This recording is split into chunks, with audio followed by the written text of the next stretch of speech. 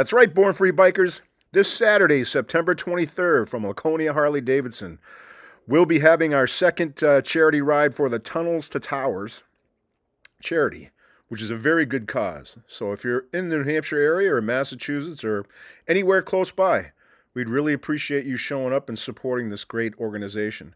They help out a lot of military, firefighters, and police officers. So come join in. We're going to have a great barbecue ride. We're going to take a ride around Newfound Lake, which is absolutely gorgeous. And it's going to be a great time. And for those of you who are unable to make the ride, then please consider going on the Tower to Tunnels website and making a personal donation directly to the website. They'd be very appreciative. And so would we. Just mention Born Free Biker 113 in the notes section or the Road Dogs Motorcycle Club. Be greatly appreciated. Now, let's talk about a little bit. We're going to go someplace at the end of this video, so please stick around. We're on a little ride today. We're going to go back to a location that I took you to last year and revisit that briefly. So please stick around and enjoy.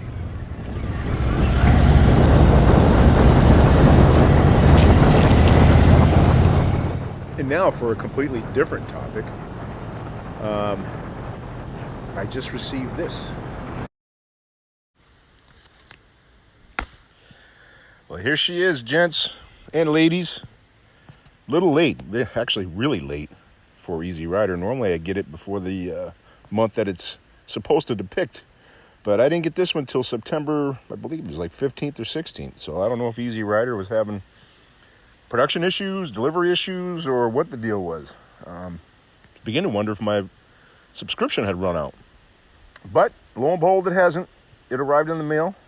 So I'm going to anxiously read it now and give you some bits and pieces of it and urge you to go out and buy your own or get your own subscription. It's a great magazine, especially with the winter months coming up.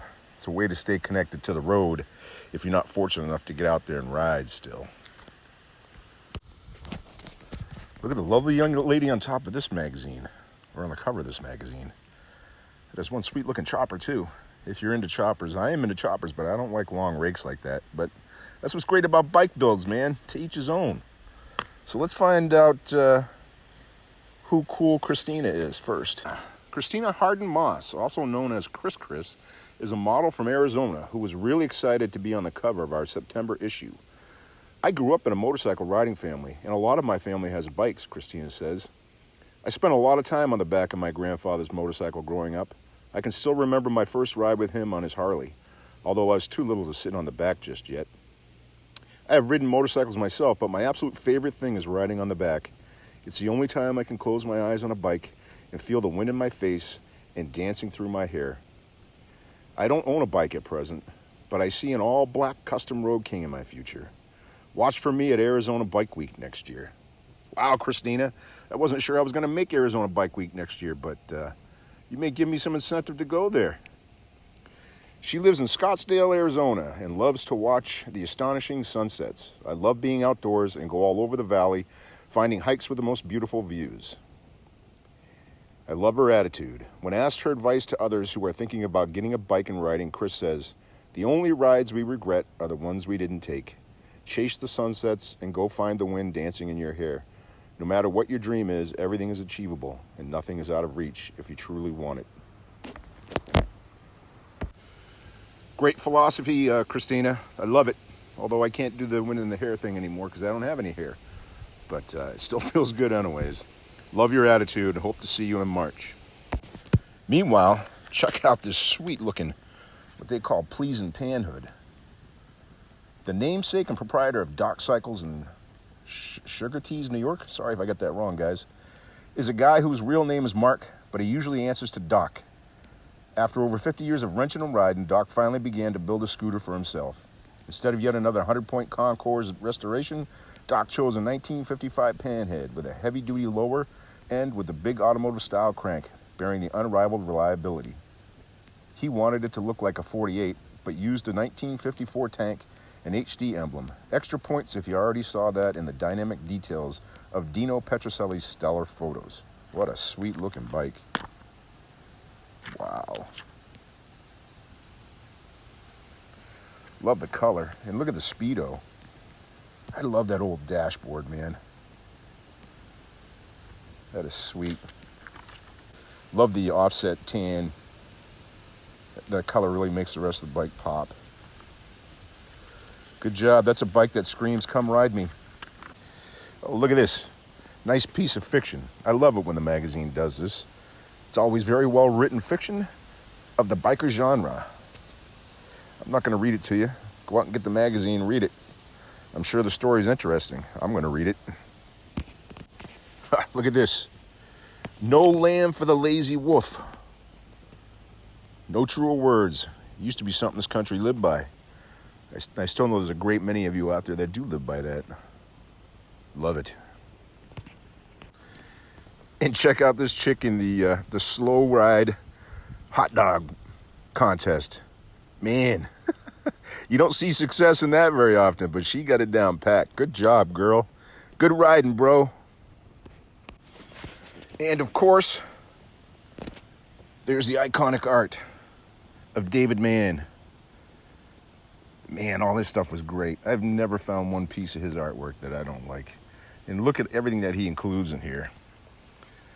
This is right out of the movie American Graffiti. Wow, what a time. What a great time to be alive. Wish I could have been old enough to be riding back in those days. Now look at this. This is interesting. I never knew they had a Route 66 bike week, or Route 66, depending on what part of the country you come from and how you say it. I've ridden a great part of that iconic roadway, and it's great. It's awesome to hit some of the old parts of the road and to see some of the attractions still. I'll have to figure out when this bike week is. Might be worth the trip. Every year down the same stretch of Arizona's historic Route 66 that Dennis Hopper and Peter Fonda used in the filming of EZRider, the Saddle Sore Ranch hosts Route 66 Bike Week, now in its third year. This event is shaping up to be one not to be missed. It stretches from Needles, California to Seligman, Arizona, on the longest uninterrupted stretch of Route 66 that still remains. It is designed to promote Route 66 and bring tourism into the small businesses that are usually bypassed by the interstate. Well, that's the one section of Route 66 I haven't ridden. So that's another incentive for me to get out there. Bikers crack me up. Orgy referee, that's a funny one, man. And it says here that it's held every year the last week of April, or at the end of April in any event. So I'll make sure to check out Route66bikeweek.com to figure out when next year's is. I'm usually there for Bike Week in March, which I just talked about earlier, so maybe I'll just hang around for a month and go visit in April too. Now we'll finish up with one of my favorite parts of the magazine, In the Wind section, which features real bikers with their bikes doing things that bikers do. Alrighty, until next month's EZRider, go do some reading and riding.